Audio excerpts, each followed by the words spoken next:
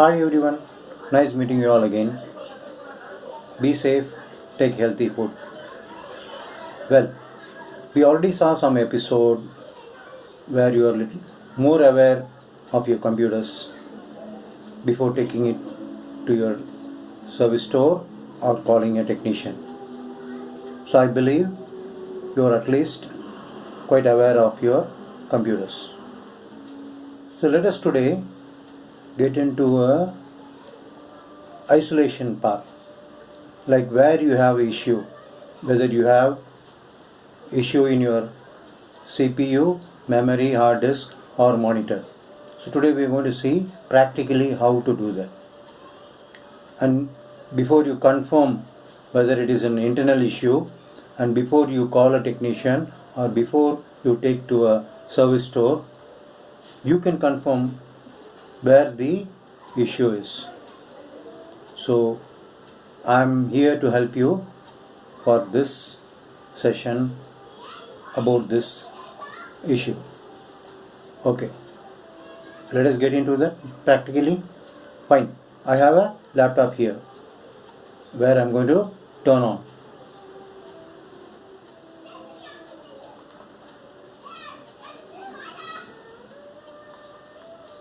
So I've turned on my laptop.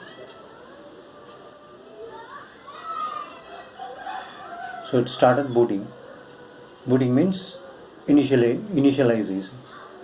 So it is initializing to start.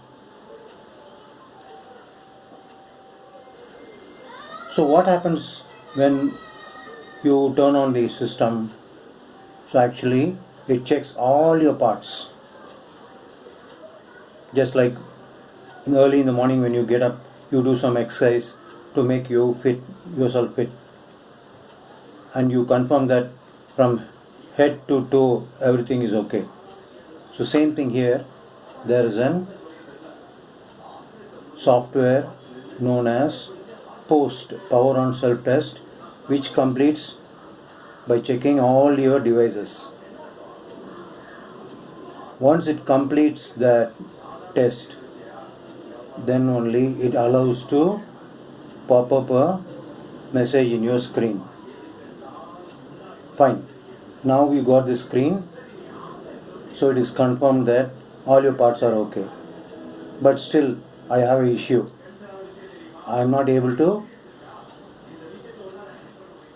go ahead other than this screen.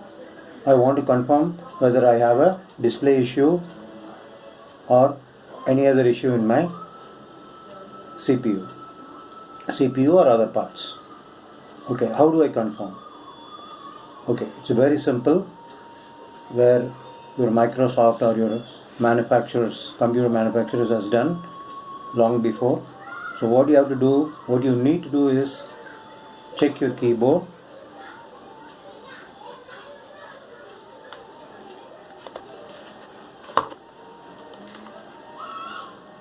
Press your nums lock. You're able to see a indicator here, green light. You hit the nums lock, your green light glows on your keyboard.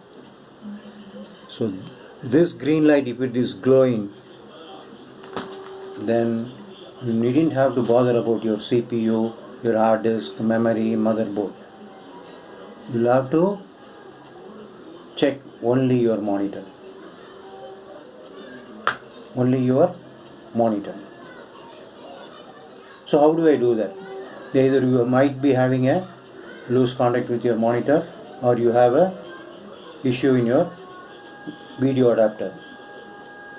So you can isolate. How do I isolate? So I do have a connector, external connector in your laptop. You can connect to a external monitor. Then confirm whether you have a problem in your monitor or in your display card. So still you don't get proper display from your external monitor, then you have an issue in your display adapter, where you need a help of a technician. Then you might call, or you have to call a technician, or you have to take to a service store.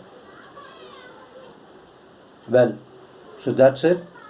So remember, before confirming that you have an issue in your CPU, memory, hard disk or monitor, how to isolate? Very simple. Turn on your laptop.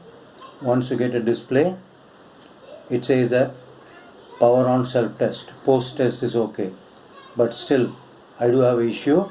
Either it's an external device, monitor is an external device, keyboard is an external device. So what happens if I do have a issue in your monitor? It freezes, but still my CPU is okay. How to confirm? Check from your keyboard.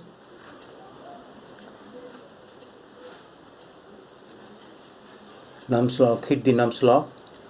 The green light glows.